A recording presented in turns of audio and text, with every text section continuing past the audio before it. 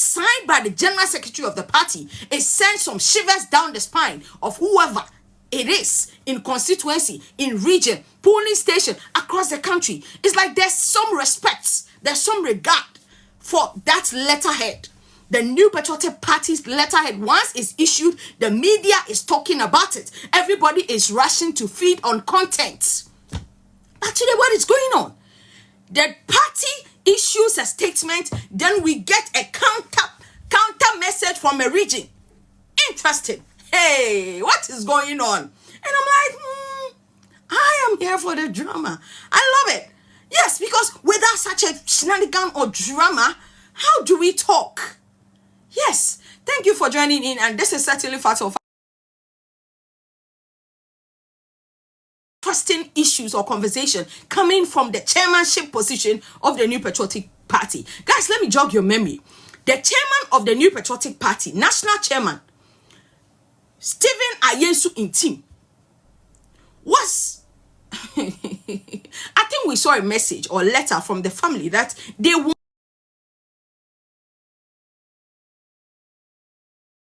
him to focus on his health. So now he's putting his job down as a chairman of the party. I'm very sure that's why probably the general secretary of the party is overwhelmed, because now there's no older person.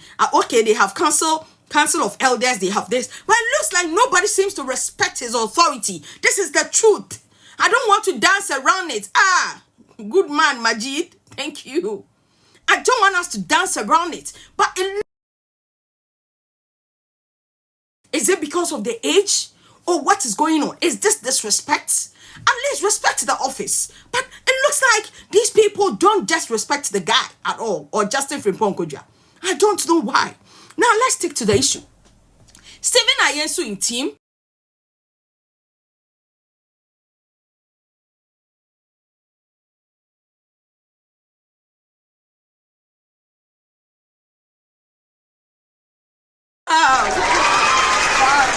Thank you so much. That's quite interesting. I don't know the name. I don't know the name of the thing. Please let me know what it is. But it looks like I'm a mafia queen. Hey, please, I'm not mafia. Yeah. So back to the issue. He wanted to take a sick leave, and now there is an acting chairman. But in my point of view, the acting chairman is not even doing much. Things are going on today. Thank you so much. Thank you. Yeah, I appreciate it. And when you do this, I'm energized to serve you better. Thank you. Now, the chairman is now taking a sick leave, and we have an acting chairman. Yes, Justin Kodua is the chief scribe, the spokesperson of the party, and he communicates whatever National Council, which is the second highest decision-making body of the New Patriotic Party, he conveys that message to the general public. And we expect some respect and regard for this particular letter coming from the office of the General Secretary. But it looks like some people just don't respect. That's on the side. There are some interesting developments. Some people are coming out, like stalwarts of the NPP, are not trying to put themselves out there. Chairman Woon to me was definitely going to be he's definitely going to put himself out there as a chairman of the NPP. And we knew the former general secretary of the NPP, what's his name? JB, John Boadu, was also going to put himself out there for chairmanship. And everybody knew that at least these two people will be the leading or strong contenders, all right, in this particular race. Then, today, we saw a bold declaration from one veteran when it comes to one veteran in presidential primaries. One veteran in presidential primaries. Guys, as I sit here, I'm very sure that he could not afford the 4.6 million. So he said, take your position. I am not going to hustle for 0.3%. I cannot use my money to hustle for 0.5. I cannot use my money to go and hustle for 0.003. Bro, let me go for chairman. Hey, my goodness. So this is Boachi Ejapon, the former energy minister. Guys, he has declared his intention to contest for the NPP national chairmanship. Guys, this is good. is quite refreshing because he has a lot of authority and he is so matured. Like he exudes so much confidence. Like his presence is quite intimidating. And people see like, no, this is really a good news. Then the NPP will have leadership finally. Guys, people started talking. People were sharing it online. And the engagement is massive. And according to him, he has seeked some guidance from his family. And now he is ready to put himself out there as a chairman of the NPP. Right about now, NPP needs leadership. And he is the leader. A few moments later, guys, one of the finest man. Oh, MOB, thank you. Thank you so much. One of the finest man in NPP. All right, he was the CEO for STC. What's the name again, bro?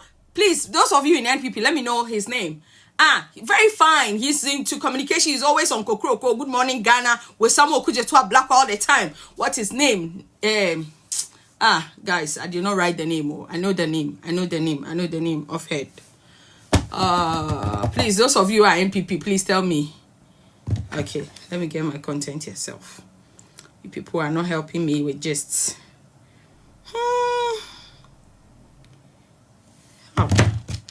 a minute. Who be this? Data analyst Nana Komia. Thank you. The voice of NPP, Nana Komia. And massive shout outs to Anna Pope. Thank you. God richly bless you. Today promises to be very good. Today is Tuesday. It's not my birthday, but God bless you guys. Keep on appreciating me. God bless you. God bless you.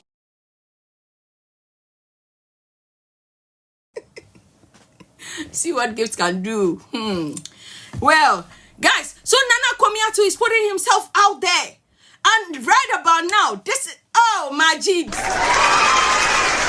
God bless you, Majid. Thank you. What gifts cannot do does not exist. Thank you so much.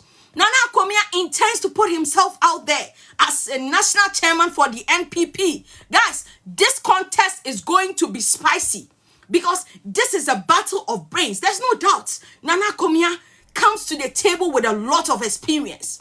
Very respected man across the divide. Both NDC and NPP respect him because he speaks so good. He does not use derogatory words. He's like one of the men in NPP I like so much. I like his skin color. Oh my God, the man is handsome. He's handsome, intelligent, and the man, he's one of the decent politicians. I put him in the same brackets as Julius Deborah because they are politicians, but they respect themselves in doing politics. You know, I love that about them, both of them. Yes, actually.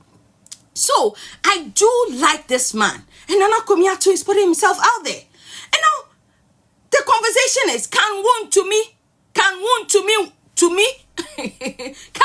me tackle these people in terms of, Woon to me is like a very, he has this magnetic personality. People love him. All right, he's charismatic. I'll consider him to be as a charismatic person because he drives the crowd. He has that clout. All right, his presence alone generates controversy. His English alone can set a lot of controversy online. You understand? So, in my point of view, Woon to me was definitely going to give John Boadu a very, very hard contest. But now, with the presence of Nana Komia, the presence of Boakye Janko. Yes, John Boadu comes to the table with some experience because he was twice, he was acting general secretary, brought NPP to power, then became a general secretary, and also retained NPP in power. So there's that track record. He comes to the table with some experience, but I heard that he was kicked out because of personal or human relationship. But from where I sit, there's two people coming on board will make the contest even harder for any of the two initial candidates I talked about, which is Chairman Wontumi and John Boadu. Because Nana Komia is really charismatic. And I don't know how the Greater Accra is going to receive Boakye Janko because he's one of the stalwarts in the region. And of course, there's definitely no reason why the people of Ayawasu West will not support him. But why did he sit down to allow Lydia Sarah Malasan to lose that seat? He should have done something. to show that, yes, you are powerful. But we'll get into that conversation. But for now, the big story is that we have 2 new people going into the chairmanship race of the New Patriotic Party. Joining Chairman Wontumi and John Boadu is the former Energy Minister, Boakye Ejako Shrematin, of course, and Nana Akomia, former CEO, and I think that he's one of the leading members of the Baumia campaign. This is quite interesting. Now, back to our big story. Guys, the NPP General Secretary, Justin Kodua, files a disciplinary action against Abronya DC over alleged defamatory comments. Guys, the social media is on fire. Traditional media is talking. Everybody is busy asking the legit question. And the question everybody is asking is that, what is going on with the New Patriotic Party? He has petitioned the National Council to deal with Abronya DC. Guys, I find that quite interesting. So in this case, the senior member of the New Patriotic Party we are talking about is Kennedy Akomprekwe Japan. Oh my goodness. So guys, Abronya DC as usual, we know how he operates. We know he like sometimes use certain unprintable words. Yes, that's why I don't want to report exactly what Abronya said. You can watch the videos, or all right, it's online. You can watch it. But I find this particular paragraph quite interesting because he said he's insulting some senior members of the party. And from where I sit, I was just trying to process whatever the General Secretary was saying, okay? Trying to be more rational about it. There's no doubt Abronya needs to be tamed. If the New Patriotic Party is talking about unity, certainly a lot of people need to be quiet. You don't have to talk much. You don't have to, further disintegrate the party because obviously the New Patriotic Party is not the usual party we know. So somewhere, somehow, some people need to be quiet, and people like Abronya DC. But the whole conversation takes a twist when you say Abronya is insulting a senior member of the party. Have you not heard a senior member of the party also insulting other senior members in the party? I do not know. Guys, these are questions. We are just asking questions. We want to know what is going on. Like, are these senior members not insulting other senior members? Did we not have Mr. Kennedy Japan insult even President Akufo-Addo? Why, were we not here when Kennedy Akomprekwe Japan was insulting Baumia and Samira? Like, were we not in this country when the so-called senior member of the party was insulting his colleagues, members of parliament? And I keep on searching, okay, just asking some critical questions. I may be wrong, but when I find Justin Kodua says Abronya DC is insulting a senior member of the party, I begin to ask questions. And these are the questions. Were we not here when the senior member was also insulting? Or we are starting from a new page? Hey, my goodness. Yeah, so yes, I understand. Justin Kodua wants to petition for Abronya insult, like for Abronya's insult to his person. It makes sense. But when you become so critical about now fighting the battle of Kennedy Akomprekwe Japan, then I lose it, okay? I'm not just getting it. Allow Kennedy himself to do that. It is not in your position as the arbiter of the whole thing to now petition on behalf of somebody. You get where I'm coming from? And I'm also of the view that, yes, probably Abronya was misrepresenting whatever the content is when it comes to the reports from the Okwe, the report of the Okwe report after the defeat in the election. I understand because the party insisted that it's going to be a very confidential document for only the party. So if we find Abronya talking about it, then it becomes questionable. But the question I also want to ask is Abronya the only person who has disclosed the content of that particular report? Did we not hear Brian Echampo in Rock City talk about it? Did we not hear Kennedy Akomprekwe Japan spokesperson type a whole document on it on Facebook? Like, why were you all this while? Are you not following the conversations on social media? Why? Is this targeted? Because it's somewhere, somehow, trying to... Guys, so in my point of view, this is not just too fair. I do appreciate the fact that Abronya needs to be called to order. He needs to be calm, because all that you are doing will definitely harm the party, whether Kennedy wins or